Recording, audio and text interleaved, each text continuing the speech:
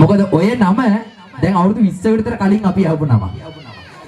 ඒ හින්දා නම කියන්න ගහමුවටම මේ ඉන්නේ කවිදු සස්මිත බාලසූරිය. කවිදු සස්මිත බාලසූරිය. අද මෙහෙම ආවට සමහර වෙලාවට ආදරණීය අම්මේ තාත්තේ ඊළඟ අවුරුද්ද එන්න කිව්වනම් එහෙම යන වෙලාවක කාර් එක ඔතනින් නවත්තලා වෙදනලාවත් ඔළුවේ දාගෙන බෙල්ලේ දාගෙන තමයි මෙතෙන්ට එන්නේ. මොකද තාම වෙදනලාව බෙල්ලේ දාගන්න නැහැ. බෙල්ලේ දාගන්න පුළුවන් විදිහට ඉගෙන ගන්නවා. තුන්වෙනි වසරේ ඉන්නේ. රයිට්. ආදරණීය අම්මේ තාත්තේ. ඉතින් කොහොමද එදා සලින් ටීචර් කියලා ගත කරපු ඒ කාලේ මතකද? පතකයි. දැන් මේව බලනකොට මට මාව ඒ කාලේට ඇදිලා යනවා. ශාලිකා ටීචර් නෙමෙයි අපි කියන්නේ ඉතින් චූටි ටීචර් කියලා. අපේ කාලේ වල ලොකු ටීචර් කෙනෙකුත් හිටියා. දැන් නම් ටීචර් නෑ.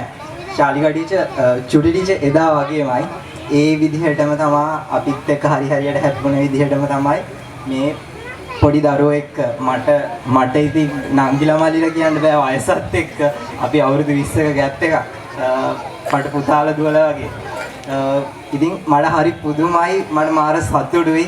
ඇත්තටම මේ ටීචර් මේ විදිහට අපි පටන් ගත්තා. මම පළවෙනි ටීචර්ගේ පළවෙනි කණ්ඩායමේ අපි පටන් ගත්තේ සනස වීඩින් එකෙන් නේද? ඉස්කෝලේ ඉස්සරහ තියෙන සනස වීඩින් එකෙන්. ඊට පස්සේ සාරානන්ද ඉස්කෝලේ ළඟට ඊට පස්සේ දැන් සතස තියෙන තැනට වගේ 3 තැනකට මාරු වුණා අපි මං මොන්ටිසෝරි ඉන්න කාලේ.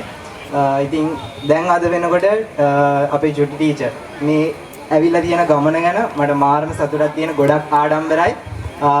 ඒ වගේම තමයි ඉතින් මගේ කණ්ඩායමේ හිටපු හැමෝම මේ වෙනකොට හොඳ තැන්වල ඉන්නවා.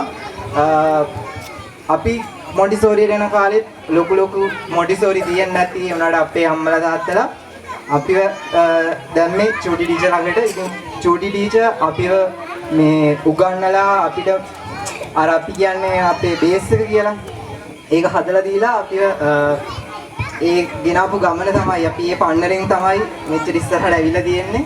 අදටත් ස්ටේජ් එකට නැගලා තාලෙට සින්දුවක් කියනවා නම් තාලෙට අඩියක් තියනවා නම් ඒ ටීචර් හින්දා එතනින් තමයි අපි පටන් ගත්තේ. ඉතින් ගොඩක් තින්ස් ටීචර් අපිට ඒ දේවල් හදලා දුන්නාට ඉතින් ඒ වගේම තමයි මේ ඉන්න දුවල පුතාලත් මේ ඉන්න නන්දා මල්ලියලත් හැමෝම කවදා හරි දවසක හොඳ තැනක මේ රටේ හොඳ තැනක ඉඳී කියලා අනිවාර්යයෙන්ම මට කියන්න පුළුවන්. මොකද මේ දක්ෂතා දිහා බැලුවා. මොකද දැන් මම අද ඉඳන් කල්පනා කරනවා අපි කැම්පස් එකේ වුණත් මොන හරි දෙයක් තිබ්බම මේ අපි අර මොන හැරෙන දෙයක් වුණත් අඩියක් කරන එකක් වුණත් පුදුම අමාරුවෙන් මතක තියාගන්නේ. 10 දිනක් කරොත් 10 විදියක්.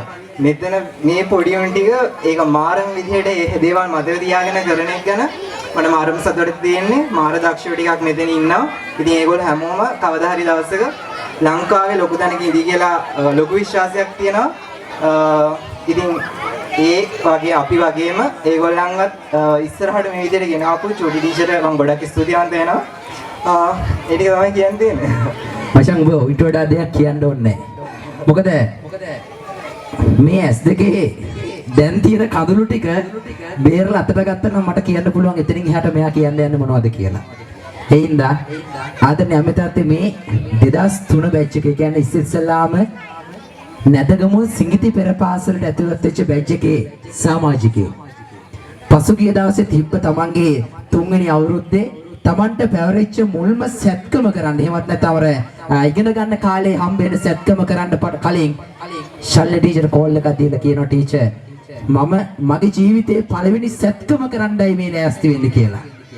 ආදරණීය අම්මේ තාත්තේ 2003 වැඩේ පටන් අරගෙන 2026 වෙද්දී 2023 වෙද්දී අවුරුදු 20ක් එක දිගට ඇවිල්ලා දොස්තර කෙනෙක් ඉස්සෙල්ලා මේ බිහි වෙන්න ලෑස්ති වෙන තව කවුරුත්